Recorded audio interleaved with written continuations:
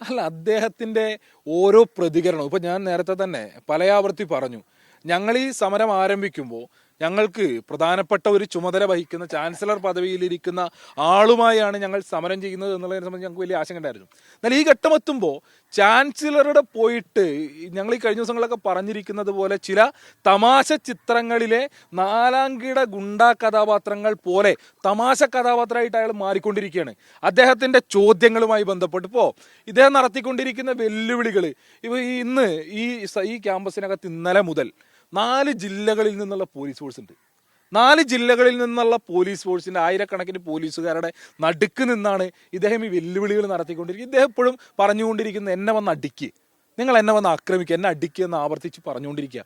ഇപ്പോൾ ഇവിടെ ഒരു പോലീസിൻ്റെയും സഹായമില്ലാതെ അല്ലെങ്കിൽ ഒരു പോലീസിൻ്റെയും സംരക്ഷണ കവചമില്ലാതെ ബഹുമാനപ്പെട്ട ചാൻസലർ ഇങ്ങോട്ട് കടന്നു വന്നു കഴിഞ്ഞാലും അദ്ദേഹത്തിൻ്റെ ദേഹത്തേക്ക് ഒരു കല്ലും ഞങ്ങൾ എറിയില്ല. അദ്ദേഹത്തെ ഒരു തരത്തിലും ഞങ്ങൾ ആക്രമിക്കില്ല. ഞങ്ങളുടെ സമരം ജനാധിപത്യപരമായിരിക്കും. ഞങ്ങളൊരു അക്രമത്തിനും നേതൃത്വം കൊടുക്കുന്ന ആളുകളല്ല. അപ്പോൾ ഇദ്ദേഹം എന്തോ മറ്റേ റെസ്ലിംഗ് ചാമ്പ്യൻഷിപ്പിന് വന്നിരിക്കുന്നത് പോലെ, അല്ലെങ്കിൽ എന്താ പറയുക, മല്ലയുദ്ധത്തിന് വന്നിരിക്കുന്നത് പോലെ യുദ്ധപ്രഖ്യാപനം നടത്തി ഞാനങ്ങ് യുദ്ധത്തിനിറങ്ങി പുറപ്പെട്ടിരിക്കുകയാണ് എന്നുള്ള ശരീരഭാഷയോടെയാണ് അദ്ദേഹം ഓരോന്ന് പറഞ്ഞുകൊണ്ടിരിക്കുന്നത്. ഞങ്ങൾ ഉയർത്തുന്ന മുദ്രാവാക്യങ്ങൾ രാഷ്ട്രീയ മുദ്രാവാക്യങ്ങളാണ്, ഞങ്ങളുടെ ചോദ്യങ്ങൾ രാഷ്ട്രീയ ചോദ്യങ്ങളാണ്, ഞങ്ങളുടെ സമരം രാഷ്ട്രീയ സമരമാണ്. ആ സമരവുമായി ഞങ്ങൾ മുന്നോട്ട് പോകും. ആ സമരം കേരളത്തിലെ പൊതുസമൂഹം കണ്ടുകൊണ്ടിരിക്കുന്നുണ്ട്. കേരളത്തിലെ മതനിരപേക്ഷ ചേരിയിൽ നിൽക്കുന്ന സർവകലാശാലകൾ, കലാലയങ്ങൾ സംഘപരിവാർ കേന്ദ്രങ്ങളാകരുത് എന്ന നിലപാടുള്ള മുഴുവൻ മനുഷ്യരും ഞങ്ങളുടെ സമരത്തോടൊപ്പമുണ്ട്. ആ സമരം ഞങ്ങൾ കരുത്തോടെ തുടരും.